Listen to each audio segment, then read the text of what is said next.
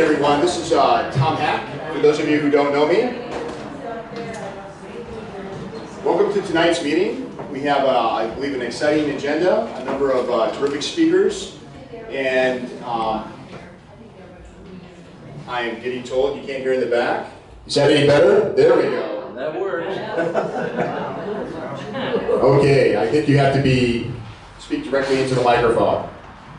All right, well, thank you very much for coming tonight.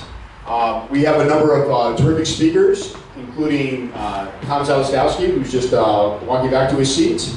We have Sarah Fowler, who will be here later to talk about some things that are going on in the State House with regard to Common Core. We have Mark Sini, who is here from Americans for Prosperity to talk about the border adjustment tax. And I'm going to talk a little bit about the first 100 days of the Trump administration.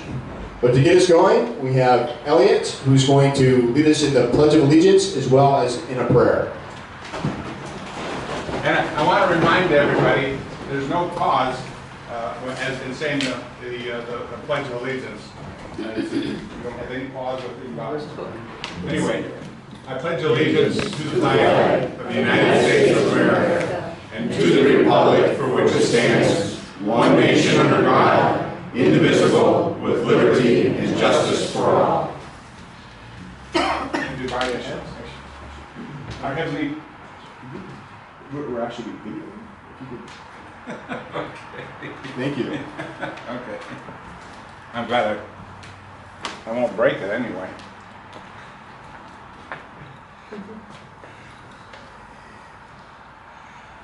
Our Heavenly Father, we come to you today humbly asking that you would continue to bless our country, Lord. We want to pray for our leaders nationwide, Lord, as they are leading our country, Lord. We want them to continue to seek your wisdom and follow your wisdom, Lord, as well as ourselves.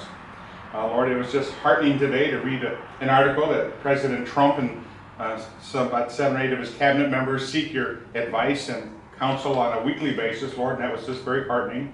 Lord, I would love for you to protect our soldiers who are out defending our freedom, Lord, that they want to protect us, that you would put a hedge of protection about them as well, Lord. Bless our speakers tonight, Lord, that you might lead them in what they're going to teach us today, and that we might take heart in what they have to say, Lord, and we might find where we might become and serve our part in preserving this great country that you have provided to us, Lord. We want to thank you and thank you for giving us this wonderful country where we can come and talk and worship you, Lord. We just thank you in Jesus' precious name. Amen. Amen. Elliot, thank you very much.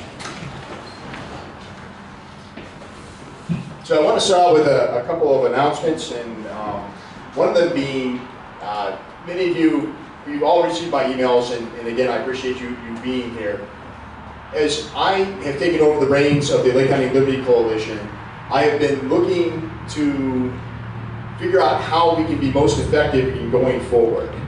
And so some of the activities that we do are going to be different than what you have experienced previously with the Lake County Liberty Coalition. But all the emphasis is trying to adapt to the new environment that we are in. Things are changing very rapidly, and we need to do things that reflect that changing environment so that we can be effective going into the future. So one of the things I really want to do is create more of the sense of community. And what I'd like to announce tonight is there's a membership picnic at my house on May 24th with a rain date and that's a Saturday. And on Sunday is the rain date, June, I said May, I meant to say June 24th. And then June 25th is the rain date. But we want to use that as an opportunity to get together and create bonds amongst ourselves, as well as to use that as a recruiting opportunity as well. We have a lot of folks, but we also need to make sure that we are reaching out to those who are perhaps younger than ourselves, in the 30s, 40s, and 50s, because ultimately, as we do some of the things that Elliot prayed for, we're going to have to get a lot more people involved. And that means getting out and talking about our message and making sure that the people understand. Right now, we are at a crossroads, and I think many people who are on the other side. Part of the problem is that we don't have any voices in the media or elsewhere that really are propagating our perspective. If we're going to go and do the things the left wants us to do, which I think everybody in this room would agree are going to take us off a cliff, at least we need to do it with full knowledge and understanding of what's going on. And it's up to us, frankly, to make sure that people understand what the real ramifications are. Tied to that, one of the things that we have been talking about is developing different venues and different capabilities, if you will, to go out and talk to people in high schools, people in colleges, and helping them understand what conservatism really is, as opposed to having it filtered through our opponents on the left. So I'd like to actually introduce Dan Messina, who has supported Kim Laurie over several election cycles and has been involved with various activities. And he has a terrific initiative that I believe is going to be very effective. Okay, good. Hi, my name is Dan Messina. I am one of the members in the educational committee, and it's great to see all of you activists here. I know a lot of you have put a lot of time in being a part of this movement, and especially within the last 10 years, we've seen a revival of conservatism. Yeah, I was, in college I was a liberal, but you know that soon changed when I got my first paycheck out of college. It's important to support you guys, and you guys are the pillars. But one of the pillars of this movement is the activism that has been done. And what's been done is pushing legislators, conservative legislation, and conservative candidates, and that sort of thing to take office, or to push issues, or to fight against issues, or to fight against tax levies. And so there's been a lot of ground gained over the past 8, 10 years. However, that can all be undone. That can all be undone. And the way I see it is the next generation, if it's ignorance of our civics and our history, or self-absorbed and licentious behavior, or lacks humility by forcing government to act against our will, our labors, or our conscience, then all of this will be lost. We will lose our liberty, and once lost, it won't be gained back again. So the problem is really of education. So that's why I'm on the educational committee, and that's why I'm very passionate about it.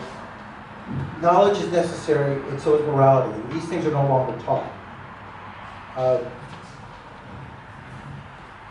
John Adams once said, if American society ever assumes the language of injustice and moderation while it is practicing iniquity, injustice, and extravagance, this country will be the most miserable habitation in the world, because we have no government armed with the power capable of contending with human passions unbridled by morality and religion.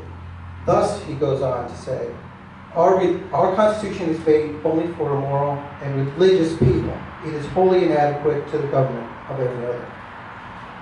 So the problem is education, and here's the trend in education. We've moved away from accountability, from teaching the individual aspects of accountability and responsibility, and have moved instead to teaching the proper social justice issues to stand for or against.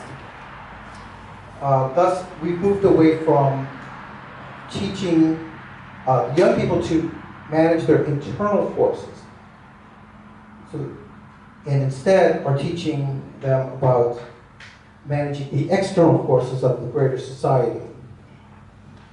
So that's why you hear a lot of talk about racism, sexism, material inequality, and binary, cisgender, heteronormative, intersectional patriarchy. Can you say that again? I didn't read it. that's why they talk about revolution a lot, is because of that, because it's revolution, change the system, change the system. Nothing about the responsibility of the individual, nothing to speak to that, nothing to control your own temptations, or whatever may drive you. That's bad. Licentiousness. What's the solution? The solution is this.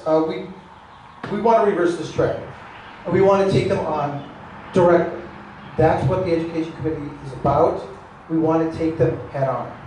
We want to take them head on in universities, take them head on in the high schools, and so on. Anywhere. Churches even. Because even this is starting to creep into the churches too. So it's going to be anywhere. We'll go to coffee houses, we'll go anywhere to talk. So one of the programs we're going to do is, there's Constitution Day, which is September 17th. Every year, high schools are mandated, or they have to teach the Constitution that day. They spend a certain amount of time teaching it. So what we want to do is, we're going to say, you know what? We'll provide the materials, we'll provide the educators, the teachers, and we'll give you teachers the day off. I don't see how they're going to say no to this, because they get to hang out in the lounge and get a paid day off. And so what we're going to do is we're going to partner with something called Prager University.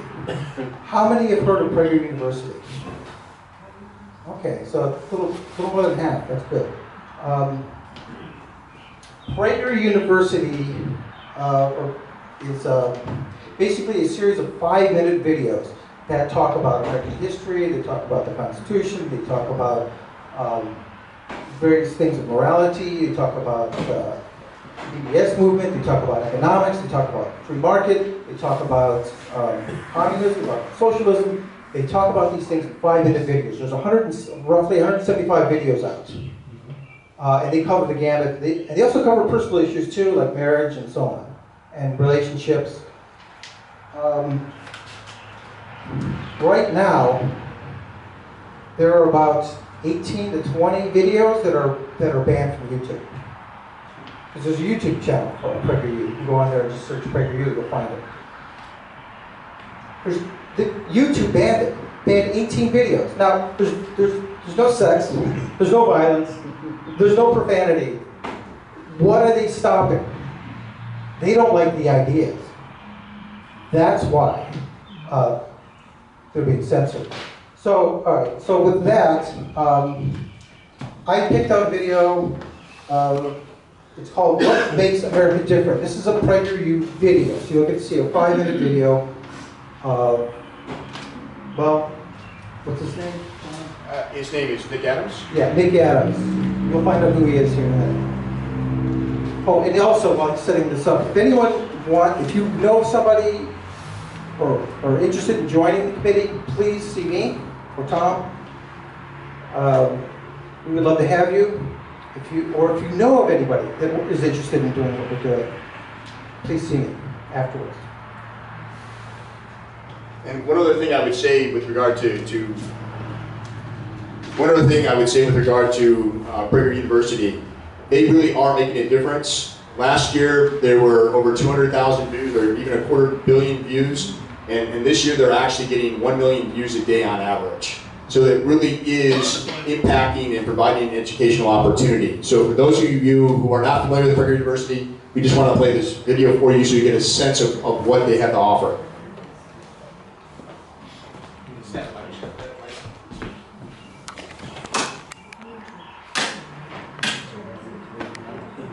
G'day there. As an outsider, I have a unique perspective from which to view America. As an American friend said to me, sometimes it takes someone on the outside to remind us what we're like on the inside. I'm an Australian, you might have already guessed that, and I love my home country, and I am proud that my nation has long been a reliable American ally. But I know that Australia is not America, and that my country has not achieved what America has achieved. No country in human history has. What makes America different? There are many answers, But start with one you might not have thought of. Most people think America is all about success. I see it a little differently. I think America is all about failing. Most people in the world don't get the chance to fail, but Americans take it for granted. Only Americans say, if at first you don't succeed, try again. There's even an academic study to prove this. According to a study by Harvard Business School professor Stephen Rogers, most entrepreneurs fail 4 times before they succeed.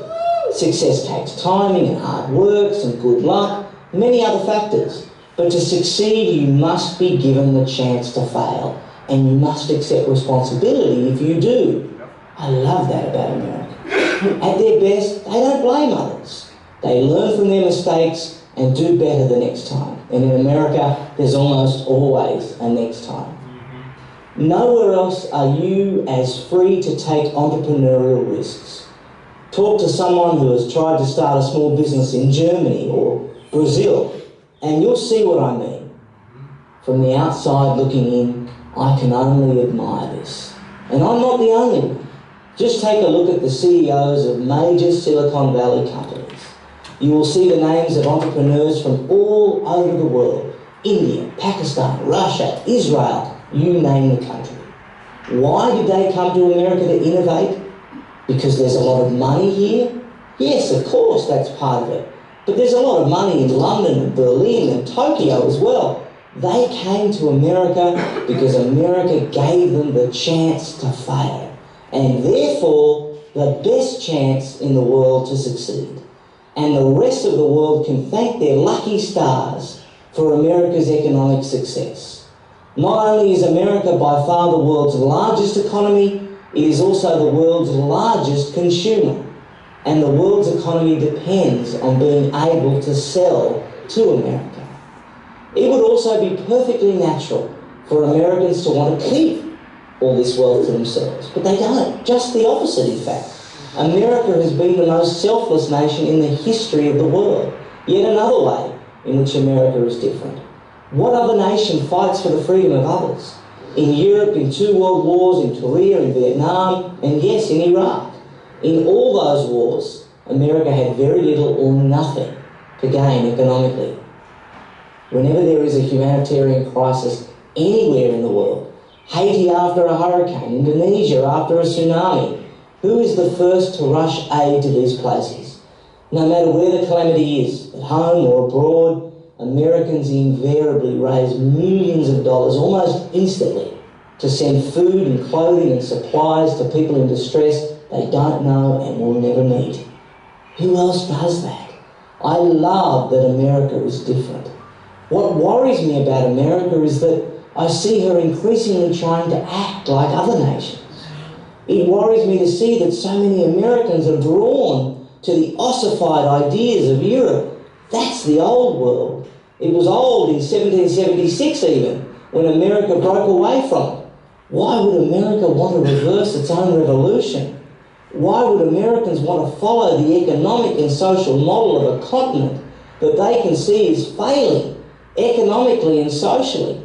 Do Americans really want to emulate France or Greece? It worries me to see so many Americans wallowing in victim status, blaming outside forces for their predicament, rather than accepting responsibility and seeking to improve themselves. It worries me to see American schools debasing America's own glorious history. It worries me to see America's debt and government grow larger while its military and its personal freedoms shrink. It worries me because a weak, self-doubting America is bad for everyone, everywhere, who loves freedom. But these worries never last long, because each time I visit America, I encounter a people who are confident, competitive, courageous, faithful, idealistic, innovative, inspirational, charitable, and optimistic. It's like no other place in the world. I pray it stays that way. I'm Nick Adams for Prager University. Join Prager University. Click here to subscribe to our YouTube channel. Click here to sign up for free at PragerU.com for quizzes, contests, and prizes. Somebody can hit the lights. So you get a sense of what Prager University has to offer, and it is clear that from what Dan says that we need to be able to go out and take that message to the high schools and to the colleges in the area. But most of you are familiar with Prager University, and now all of you are familiar with Prager University. This is a tool that can be used for your kids, your grandkids, for others in your neighborhood, anyone, when you want to bring forth an argument that lays out the facts and maybe does it in a way that individually we're not capable of doing, but it allows us to again, get that message out there. And the two words that mean the most when Nick was going through those, 7 or 8 different words that are so important. All of them are important, but the two that are most important to us, I think, are courage, because we're going to need a lot of courage to move forward, and optimistic. We're going to have a lot of things go our way. We're going to have many things that go against us. Through it all, we need to remain optimistic and continue the fight to move forward, because that ultimately is going to lead to our success. So please take advantage of Prager University. It's out there. It is a great tool. Just as a quick aside, I actually pay my kids $3 a video to watch it. It may sound kind of kooky, but it allows me to sit down, engage with them, talk about perspectives that they don't necessarily get in school or elsewhere, and it has resulted in some very good conversations and perhaps a tweaking of their trajectory from a political perspective. So anyway, for your consideration. As you can tell, I want to make sure that these meetings bring people from the outside, other organizations, into our organization so we can cross-pollinate ideas. And so that's why I invited Dan and Mark and Tom. But also, I didn't mention earlier, we also have Sarah Fowler, who is with us. And she's going to come up now and talk about some things that are going on in Columbus with regard to Common Core.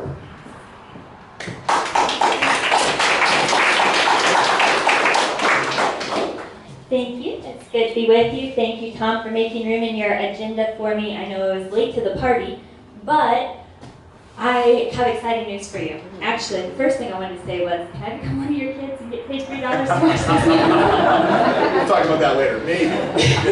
Okay, so I have exciting news for you. As Tom says, we need to continue fighting, and sometimes it can get discouraging and frustrating because we don't see much progress being made. And on the Common Core repeal issue, I think that many of us have felt like we've banged our head on the wall for, going on 7 years now? But I'm excited to announce that we have had a new bill introduced, House Bill 181, and it will repeal Common Core in Ohio if it passes. And I just want to share a few things about the bill with you. One, I'm excited about it because while I had some input into previous bills, this bill I had the opportunity to help write. And so we were able to expand its vision beyond just repealing Common Core and say what brought us to the point of adopting Common Core to start with. And if you look at the education system previously, we know that Ohio had adopted many of the national programs since the early 1990s, whether it was outcome-based education or school to work. And really the start of our demise began with the adoption of the Ohio proficiency tests in the early 90s, and the move away from a norm reference assessment system where you base what a child knows on a 100-point scale, and you get diagnostic information back that says, this is an area that needs improvement, this is an area where the child is excelling, and it's based on academic content. Such a strange concept for education, that it be based on an academic concept. But we adopted assessments that aren't. It's called a criterion reference assessment. They work great in the classroom when the teacher is comparing it to the curriculum that she or he has been teaching and saying how much of that did the child learn. But at the state level, the cut score becomes a political football, as we've talked about many times before, and the cut score can change every year. That's why with the Ohio third grade reading guarantee, we've had a different cut score for 4 years in a row. And kids that met the score last year are not passing to to 4th grade this year because they're being retained because they didn't meet the score. But no one knows what the score means because it's completely arbitrary. It has changed 2 points a year for the last 3 years. And that is the problem with a criterion reference assessment at the state level.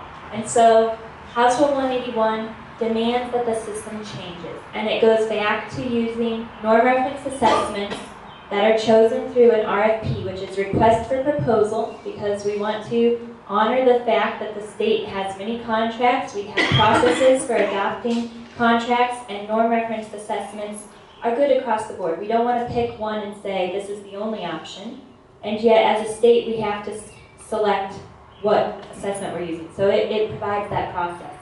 It also puts in place restrictions on ever joining a multi-state consortia again for standards or assessments, which basically means we will not be involved in anything named anything else like Common Core, or any assessment named anything like PARC or Smarter Balanced or AIR. And so it's a long-term solution. Just a couple other quick points. It was important to me that we include parental involvement in the 3rd grade reading guarantee. We knew that it was outside the scope of the bill to get rid of it completely, even though it's not high on my favorites list. But at the moment, parents have absolutely no say over whether or not their child gets intervention, remediation, or is retained. And so we broadened it to say you will use an assessment, you will use a norm reference assessment.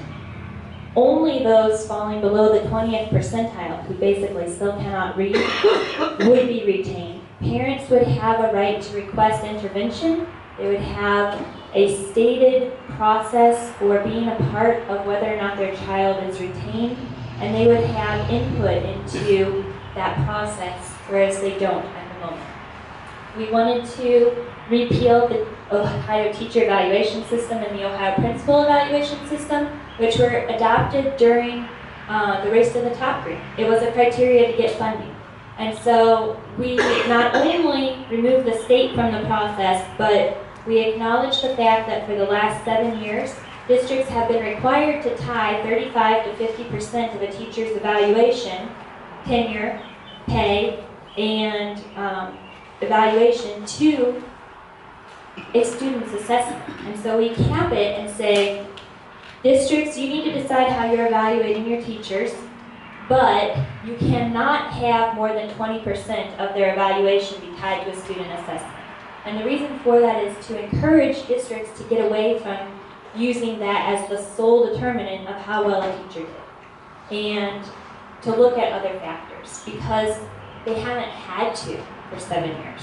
And it's not a clean slate. We love to say it's a clean slate and you're going to take everything away, but unfortunately we have many administrators who had to sign that they would adopt Common Core before Ohio ever got on board. We had 2/3 of our school districts that said, we want this, prior to the state adopting it. And so if we don't put in place some things to say, some parameters to say you need to think outside the box on this, we're concerned that it would not happen. Finally, there's been a lot of concern with student data privacy.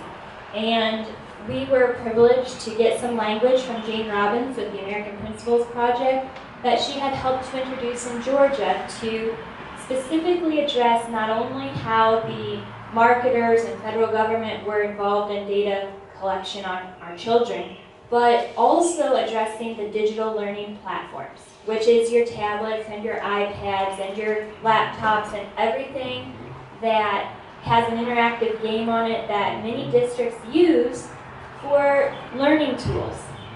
But not all of these companies have provided a privacy policy to the district or allowed parents access to it. So we are requiring that parents have access to it, that they have the opportunity to opt their child out of that if they do not want their child's privacy or private information to be used in that way, and encouraging school districts to think about where that information is going. We also address the fact that in current law, local districts can give themselves permission to share personally identifiable data outside the district.